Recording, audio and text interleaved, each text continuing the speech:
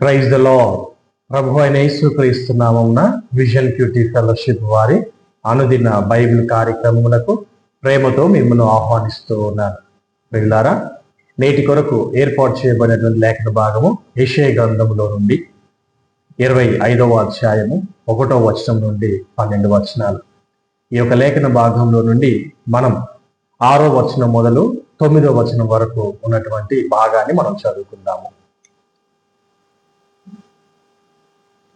ఈ పర్వతం మీద సైన్యములకు అధిపతియగు యెహోవా సమస్త జనముల నిమిత్తము క్రొవ్విన వాటితో విందు చేయును, మడ్డి మీదనున్న ద్రాక్ష రసముతో విందు చేయును, మూలుగు గల క్రొవ్విన వాటితో విందు చేయును, మడ్డి మీది నిర్మలమైన ద్రాక్ష రసముతో విందు చేయును, సమస్త జనముల ముఖములను కప్పుచున్న ముసుకును, సమస్త జనముల మీద పరచబడిన తెరను ఈ పర్వతము మీద ఆయన తీసివేయును.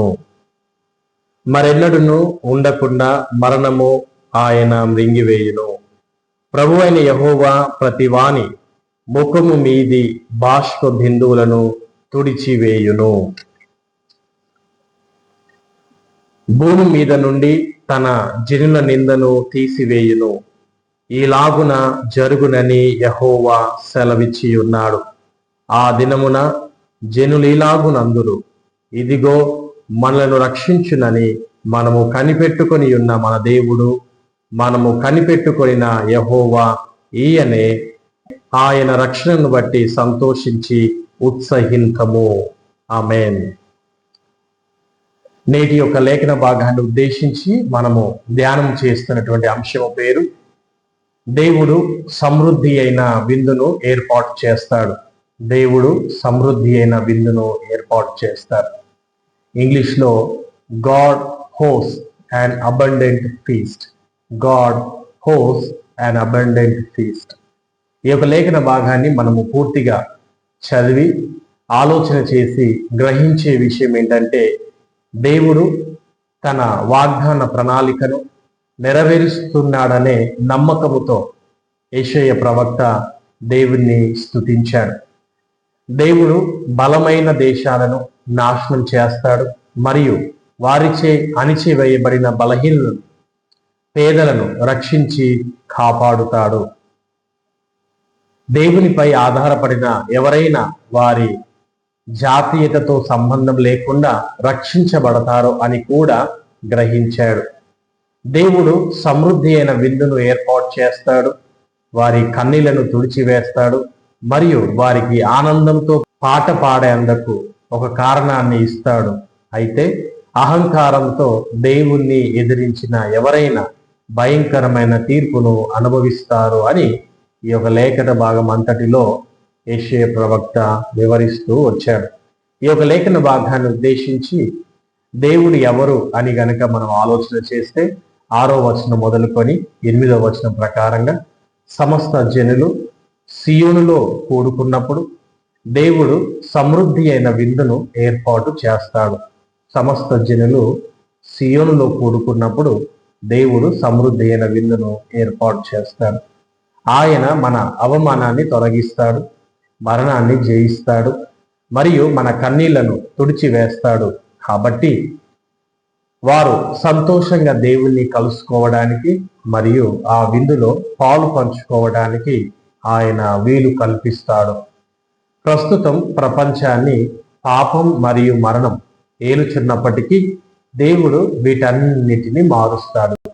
ఇది క్రీస్తు ద్వారా ఇప్పటికే ప్రారంభమైందని ఈ లేఖన భాగాన్ని ఉద్దేశించి మనము తెలుసుకోవచ్చు.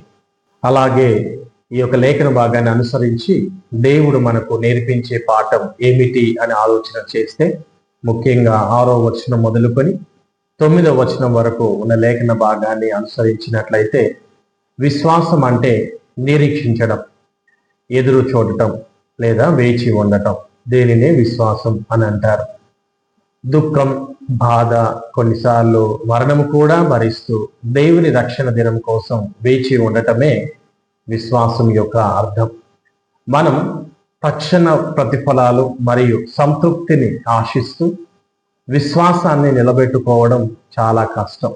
అయితే మనం నమ్మకముతో వేచి ఉంటే, దేవునిపై ఆధారపడిన మనం ఒక రోజున రక్షణ ఆనందాన్ని నిశ్చయంగా అనుభవిస్తామని ఈ లేఖన భాగం ద్వారా మనము నేర్చుకుంటూ ఉన్నాం.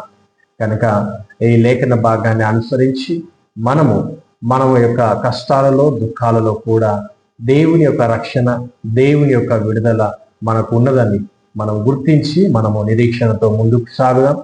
దాని కొరకై దేవుని యొక్క కృపను మనం కోరుకుందాం. కళ్ళులోంచి ప్రార్థన చేసుకుందాం. ప్రార్థన. ప్రేమగల తండ్రి, కృపగల దేవ, మీకు వందనాలు ప్రభువా. మరి ఈ యొక్క లోకంలో మేము శ్రమలను, దుఃఖమును, బాధను అనుభవిస్తూ కూడా నిరీక్షణతో, విశ్వాసముతో ప్రభువా మరి తండ్రి మేము ఒక దినమున సంతోషాన్ని అనుభవిస్తామని, నెమ్మదిని అనుభవిస్తామని ప్రభువా ముందుకు సాగటానికి మాకు సహాయం చేయమని, మీ కృపను చూపించమని కోరుకుంటూ యేసు క్రీస్తు పేరిట ప్రార్థించుచున్నాను నా తండ్రి. ఆమేన్. మరొకసారి మీ అందరికీ వందనాలు తెలియజేస్తూ ఉన్నాను. ఈ దినము ఈ యొక్క బైబిల్ స్టడీలో మీరు పాల్గొందినందుకు దేవుడు మీ అందరినీ దీవించును గాక. ఆమేన్.